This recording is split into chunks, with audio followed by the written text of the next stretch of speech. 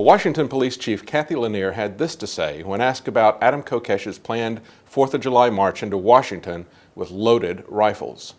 First of all, I want to clear up, there's a difference between civil disobedience, which I think this is being portrayed as a civil disobedience, and actually violation of the law. I mean, there's two different things here. So civil disobedience, people come to Washington, D.C. to protest policies and government policy all the time. It's no problem. But when you cross into the District of Columbia with firearms and you're not in compliance with the law, now you're talking about a criminal offense, and there's going to be some action by police.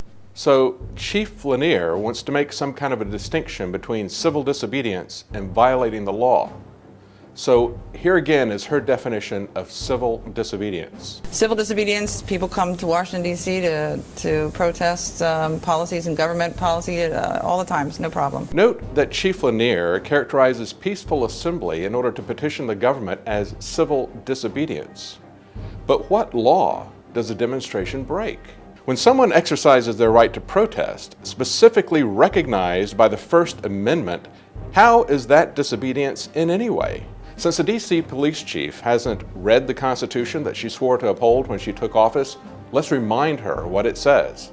The right of the people peaceably to assemble and to petition the government for a redress of grievances. Chief Lanier, going to Washington and protesting government policy is not civil disobedience. It's an exercise of a constitutionally guaranteed right. Civil doesn't mean polite. It means government. And as we all know from experience, government is not always civil. Disobedience means to actively and publicly disobey laws that are unjust. It is violating the law. Martin Luther King had this to say about violating a court order against him marching. That I do feel that there are two types of laws. One is a just law and one is an unjust law. I think we all have moral obligations to obey just laws. On the other hand, I think we have moral obligations to disobey unjust laws because non-cooperation with evil is as much a moral obligation as is cooperation with good. Civil disobedience always involves violating a law. That's where the disobedience part comes in. So Kathy Lanier's distinction between civil disobedience and violating the law is nonsense. What is the law that Adam Kokesh and his marchers would be disobeying or violating? The very law that was struck down by the Supreme Court in 2008 in D.C. versus Heller.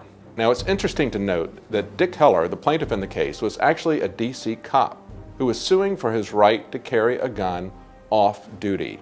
Of course, the real precedent for it being an individual right is the Second Amendment itself. Both the Court of Appeals and the Supreme Court of the United States ruled that D.C.'s gun laws violate the Constitution.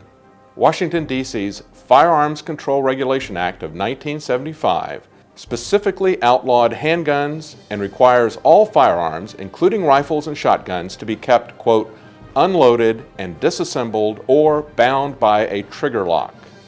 That is why I imagine Adam Kokesh and the D.C. marchers are going to be marching with loaded rifles, to illustrate the fact that Police Chief Lanier and the District of Columbia have thumbed their noses at the Constitution and the Supreme Court decision of 5 years ago.